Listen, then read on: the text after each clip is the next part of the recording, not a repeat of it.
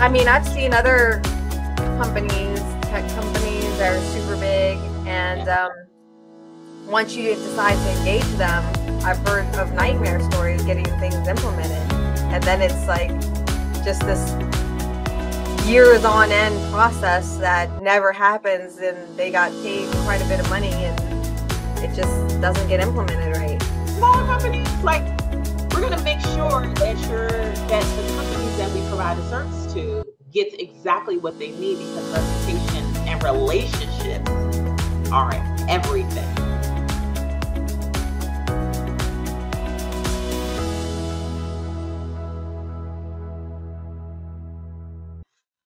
Welcome to podcast number 2 with Jaime Alexander, founder of JLoves and Innovative Tekkies. So she's here again, joining me, Amy Cisse, host of Cisse's Collab Space.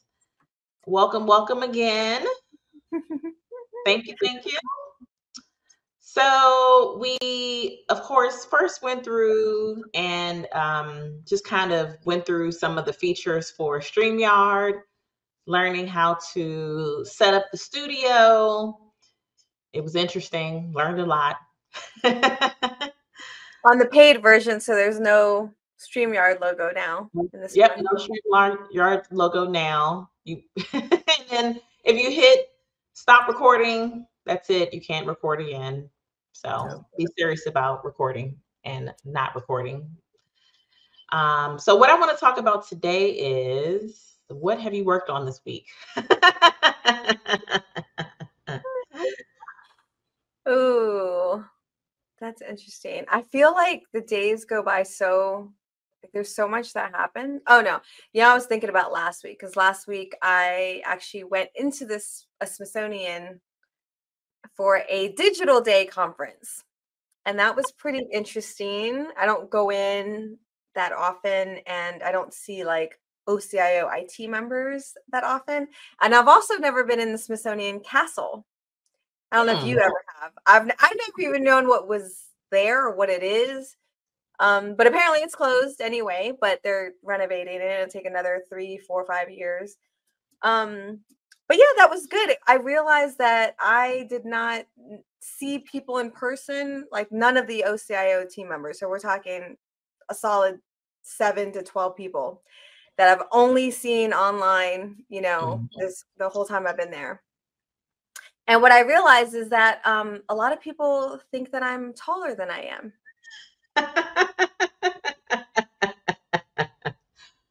I have a story similar to that. Please, yes. Yeah, but no, it's definitely fun to see people in person. It was, we were there. We were not hosting conferences.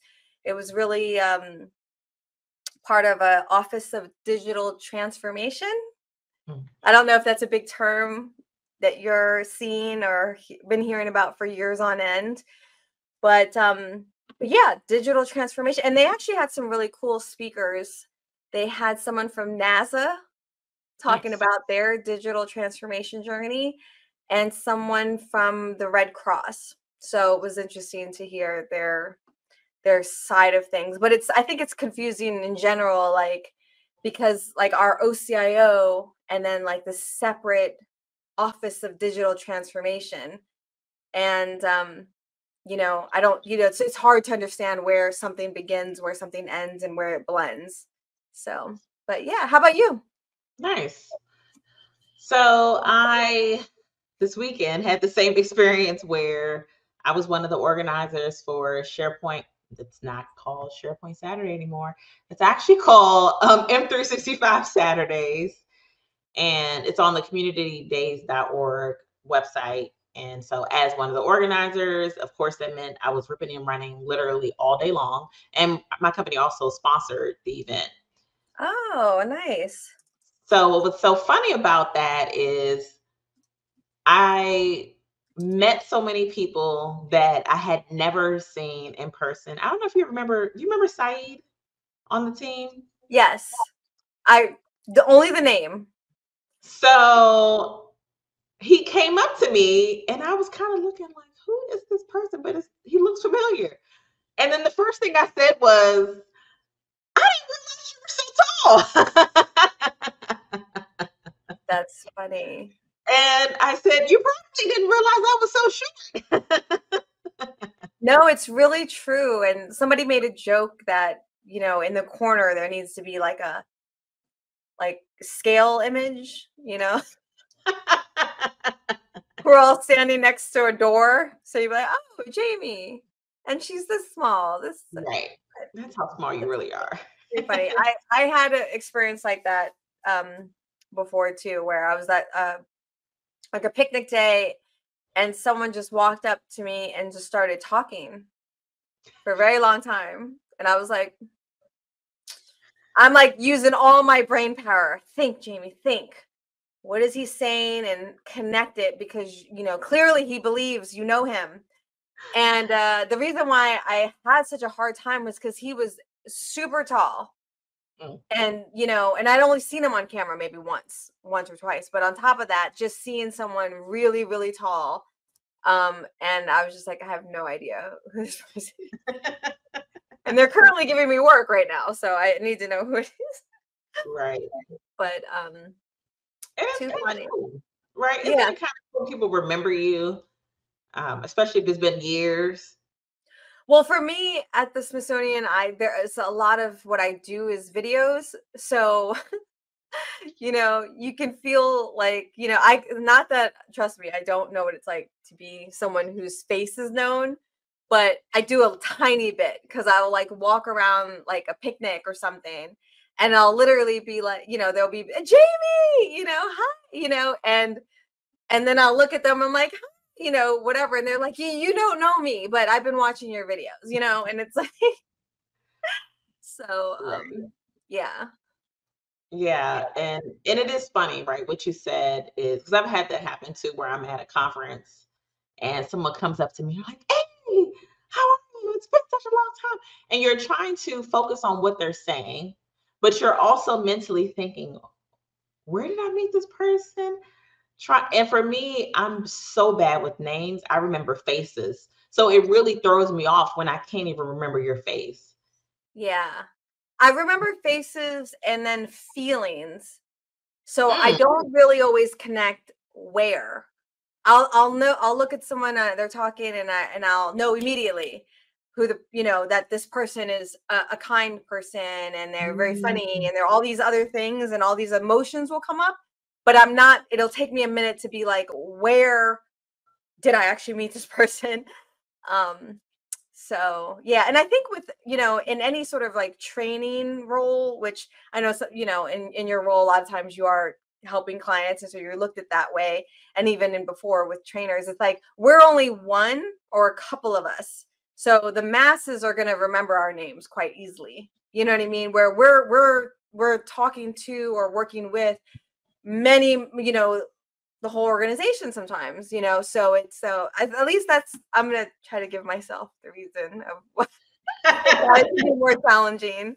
And then, I don't like the tip. So, I tried all these different tips where they're like, if you're trying to remember somebody's name, connect them with something that, is emotional to you, like I don't know. I'm coming up with a bad example, but oh, Mickey Mouse, Mandy, whatever, right? Like something like that. And that's awful for me because I'll Yeah. literally be like Mickey Mouse, That's your name, not and Mandy.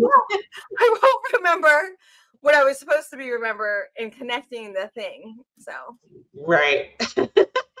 So for me, when I save someone's number in my phone, I'm having some sort of association of where I met the person at or something that's going to trigger a thought. But for me to try to remember that, absolutely not. It's not happening. yeah, I know for me because I think I need to have writing letters with pictures. That's why I think I'm probably good at technical training, is because Mm. I'm the one who creates all the screenshots with all the arrows and the words next to the thing that you have to push because that's what I need.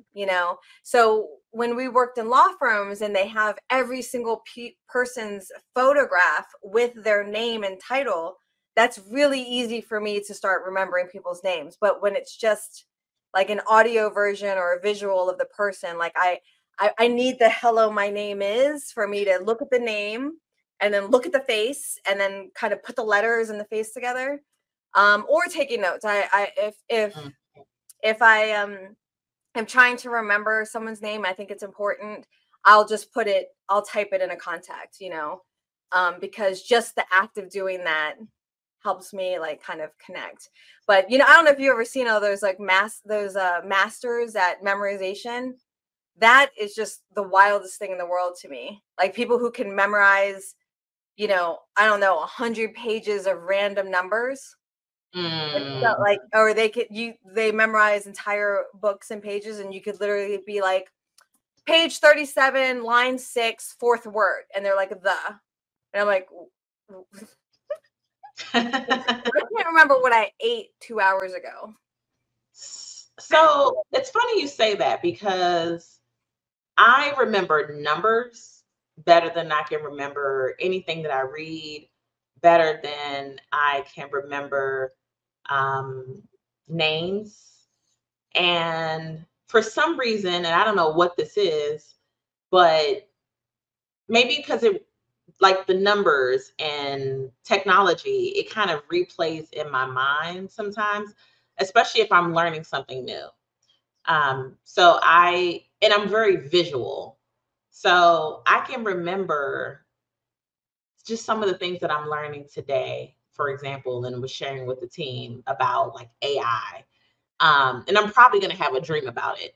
And I'm probably going to think of something in my dream that has something to do with technology when it's something new and I don't understand. Like sometimes it just clicks for me in the middle of the night for some odd reason. That's cool. Bizarre, maybe.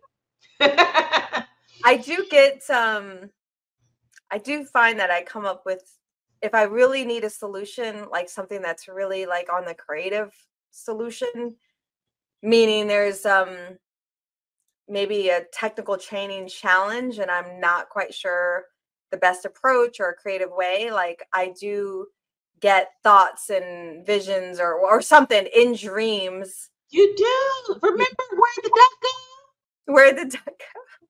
You came up with this dream. We were working on an intranet project together when we were both working together, and you came, I think it was like the next day, you were like, Amy, I had this dream.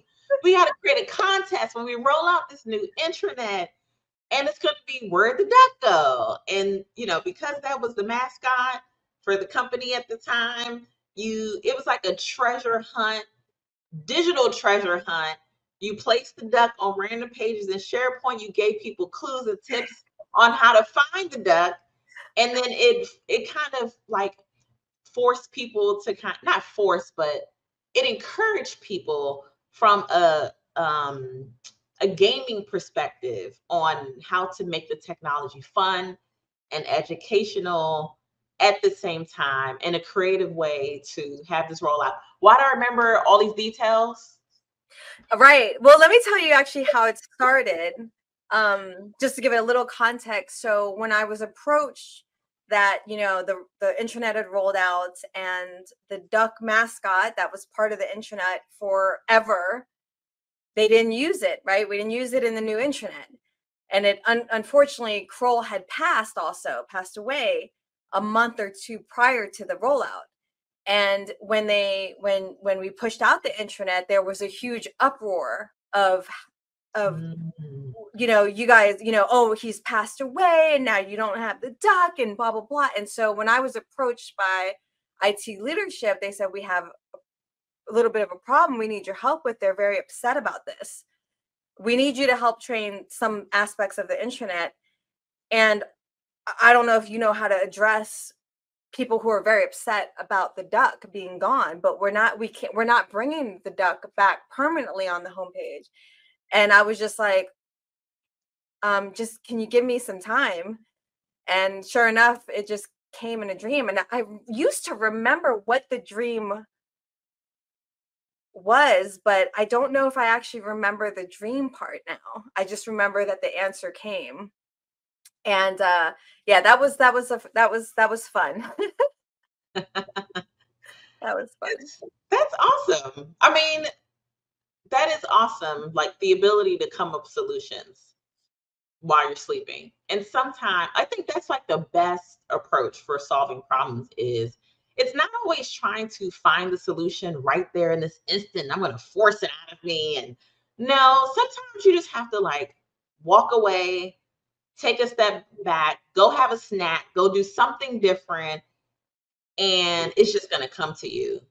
Yeah, I can almost never do that, actually. If someone there's some things that are very, if it's very technical and there's a technical answer for it, then yes, I can come up with the answers right away, or the at least the thoughts that I have, and show it right away. But anything that's outside of sort of black and white answers, I always say, I just give me a few days, a week, and it's almost always on a walk. I Mm. have to go for a walk or whatever, or laying in bed or doing something, and I'm not even hardcore thinking about it in a very stressful way. It's a very relaxed way, and just, it's almost like you're just like rummaging through cobwebs of information in your head, and you're just like, what's this, but yeah, no, that's interesting. So does that happen with you a lot as well, or just? I would say when I was in college and I loved calculus. I don't know if I ever told you that.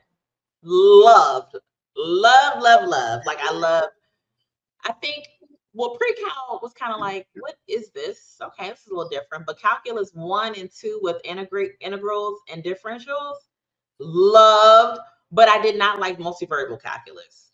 That was like 3D planes, right? So I loved it so much that when I would get stuck on a problem, you know how we used to have paper, right? The regular, and so the paper would be, I would have like one problem on both sides of this one sheet of paper to solve this problem, right? And whenever I would get stuck, I would dream about the solution. And then I would get up in the morning and I gotta get to the paper. And it's so Wow. we don't do it on paper anymore, but that's beside the point. But then it translated into when I was a developer and I would be writing code and I'm trying to think through these different scenarios and something's not working out. I would go to sleep and I would dream of the solution. I'm like, that's what it is, right? That's amazing. Get up, get on the computer. And the first thing I have to do is get on the computer and then my issue is solved. Um, I would say now the challenges are different because I definitely stepped out of being hardcore development but I still focus on solving business problems with technology. So sometimes my random thought could be this company is having this issue and what's the best solution? Not necessarily from an implementation perspective, but a vision perspective. Hmm. So it's Yeah, kind of different but the same. that's super cool. I'd be curious. Okay, so we're two for two. That if this happens to you from time to time, so I'd be curious if this is a common thing that happens just maybe with anybody, or is it IT? I actually ask at least one other person later, but no, that's super cool. Do you typically remember your dreams every night? Are you a dream rememberer? It literally just made that up, but I love it.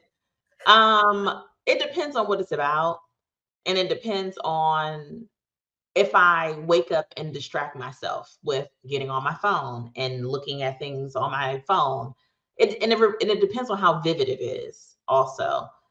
So it just really depends on what it is. I think if it's technical, absolutely. And I don't know if I'm actually dreaming or if I'm in the state of I'm sleeping, but I'm not dreaming. So I Yeah, don't. there's terms for that. I don't remember what they are, but like you're in beta wave, something, and it's like basically there's all these different zones where you're, yeah, like you're saying, you're not exactly asleep, but you're not exactly dreaming, but you're kind of in this and you're kind of in that. And Yeah. pretty interesting. Yeah. The whole dream thing is always interesting. So, anything else you worked on this week, last week that's interesting? Honestly, not that I can think of too much.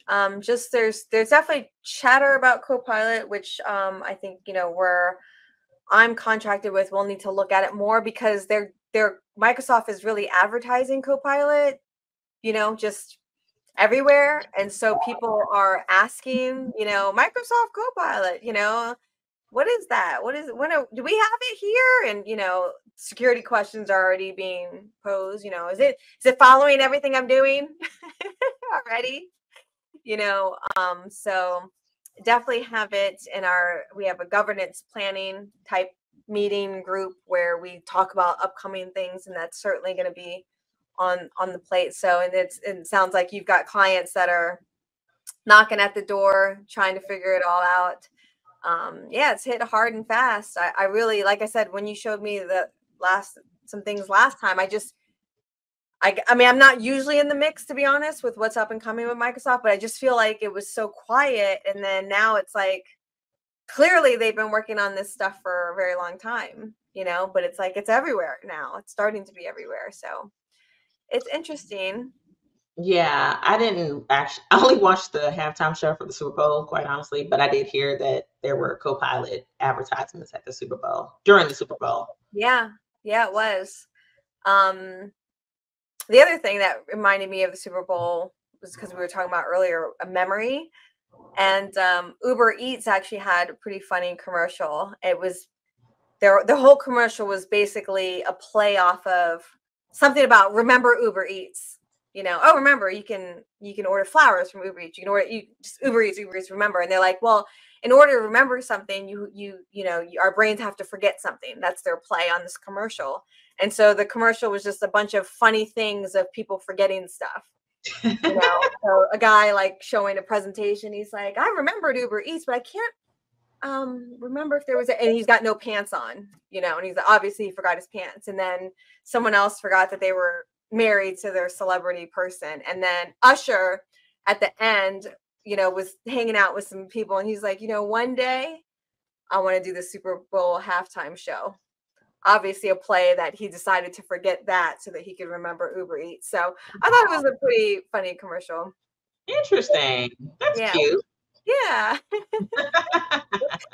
Did you like the halftime show? It was nice. I like the scene with the skating. I thought it Yeah. was like a lot going on at once. Yeah. So I think it's so big. It's so bold. I mean, obviously, if you're a good skater, no big deal. But to me, I'm like, it wouldn't work out well for me either. Not at all. but I didn't know. I mean, when whoever I was watching with, they said, "Oh yeah, Usher is an amazing skater." So maybe he's just known for that. But yeah, I mean, I thought the same commentary that a lot of people are saying. In fact, that he shared the stage. I think I think it worked really well. I actually think something like doing something like that gives you a bigger presence. Right. So instead of being like I'm the show, only me, like it's you actually, by sharing the screen, you actually in some ways do make yourself even bigger because now you're known as now you're associated with just all other amazing artists, and that you don't care about hogging the space. It was fun. I was thinking when I was watching, I was like, nobody's gonna want to watch football now. Everyone's gonna want to dance, like. You're So so funny. it was good. I thought it was really good. Yeah, it was good. Yeah. Okay. Well, I think the only other thing that I had this week that was pretty big was um it was payroll. I remember I mentioned it to you, right? Like we're switching from a very big payroll company to another payroll company. Let me just ask Copilot, what's the name of the largest payroll company? Now, can I ask the new payroll company, do they claim to fame that they work good or better or more closely with small and medium-sized businesses, or do they not really mention that? They just so happen to work nicely with everyone. So apparently, what we're going to get now, which we didn't have, by Copilot has confirmed, the largest payroll company. What we're going to get now is an actual dedicated team that's going to actually understand what we need. And we're actually going to get support by people who understand my company. Not, you call and you're placed in a call queue and you're waiting for 20, 30, 40 minutes for someone to answer the phone. And then maybe they'll give you, I'm sorry, after they've asked you all these questions so they can understand who you are, then they give you an answer. Or they might transfer you to someone else and you're waiting for another 20 minutes for a response. And then you try to be sophisticated the next time and you say, I'm gonna chat with them so that I can multitask and get work done. Mm-hmm. And you're still in a long queue of people waiting. I forgot the ridiculous numbers that we've seen before. I don't want to make up a number, but we've been put in the chat queue too. And you may see little messages pop up saying, "We apologize because there's been an error with direct deposit, and people may not have gotten paid like they were supposed to." Thank goodness that didn't happen to us, but there are other things that happen, such as we got a $16,000 fine from the IRS because they did not file a retirement form. Mm. Or the health insurance that's supposed to get renewed through them. I had a meeting set up with them and the person just didn't come to the meeting. And I emailed the person saying, "Hey, are you joining the call?" And they didn't join the call, nor did they ever email me back, ever. And then you're going to get people, salespeople, whatever their role is, contacting you saying, "Hey, you're a small business. Maybe we can sell you a different package that's going to be better for you." And then they realize it's not better for you. And they stick you with the package that you have, which is really expensive. It's very, very expensive for the service that you don't get. I mean, that's always the challenge, right? It's like the companies or services get so big and they have so much money that they, if your business or your whatever is just worth this. But I mean, I've seen other companies, tech companies that are super big, and once you decide to engage them, I've heard of nightmare stories getting things implemented, and then it's like just this years on end process that never happens, and they got paid quite a bit of money and it just doesn't get implemented right. That's Yeah. kind of a nightmare. But And I've seen that too, right? I think that some companies think, "Oh, let me hire this big name tech company because they're going to do an amazing job." But like you said, they're so big that I just feel like, from what I've seen, sometimes when people are hired, it's, we're checking a box, we're making sure the seat is filled, but do they have the proper training and the resources to help them? And sometimes it is, that sometimes the teams don't communicate well. I've seen that too. And so you'll talk to one department and they haven't translated that information over to another department. So now you're re-explaining yourself all over again. Um, and that's kind of frustrating as a customer, um, versus getting that one-on-one attention that you would get if you had a company that wasn't so large. And so I do think that companies should factor in, the little guys too, because they have way more skin in the game, in my opinion. When yeah, companies are making millions and billions and billions of dollars, they don't have as much skin in the game. They have a lot of clients. They don't care about yeah, as much about the service that they're providing. smaller companies, like we're going to make sure that the companies that we provide a service to get exactly what they need, because reputation and relationships are everything. Yeah. Yep. I said a lot. Yeah. Well, I definitely hope the new one works out well. And, At this point, I have nothing to lose yeah. by switching payroll companies. Yeah. So Well, I hope it works, because I'm sure you don't want to go back to written checks and Excel spread. No, I'm kidding. definitely not doing that, right? Oh my gosh, not at all. But I think this new company seems like they're going to be better. They have to be better than what I've experienced before. So Yeah. they're definitely way cheaper. Did I mention that? They're way cheaper Oh, than. well, yeah, there you go. Yeah, that's good. I mean, I just don't think. I think it's not that they're way cheaper. I think that this other company is just way too expensive. I should say it that way. Well, I mean, sometimes, it's weird, like, especially when a company has been in the game for a long time and they have huge contracts that, like you said, they're making tons and tons and tons of, they don't care. And one of the thing that always reminds me of and is like Adobe Acrobat Professional. Remember when all the law firms were using that really, really expensive software? And then other products like Nuance and Foxit and stuff like that were like, we can make this product and what you need with PDFs at a small fraction of the cost.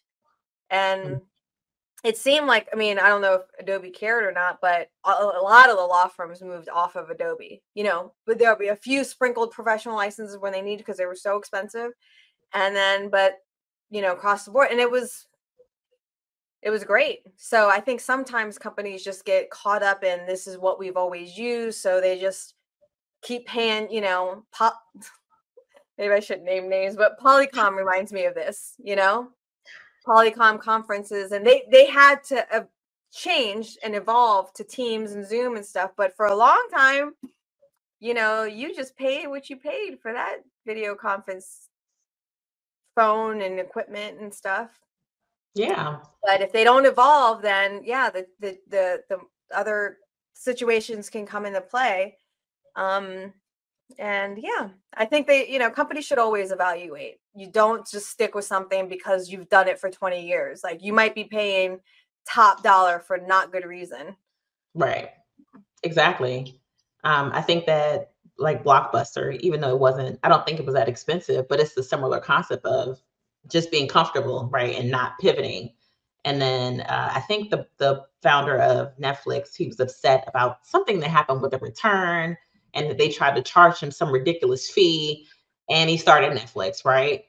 And so, whereas Blockbuster is no longer around. I think there's only one left, because it's Mm, like almost a museum type of thing. But right. I think actually maybe on Netflix is the documentary of the last Blockbuster. I'm sure. That's I'm sure. yeah, too funny. So thank you for joining me. As always, until next time.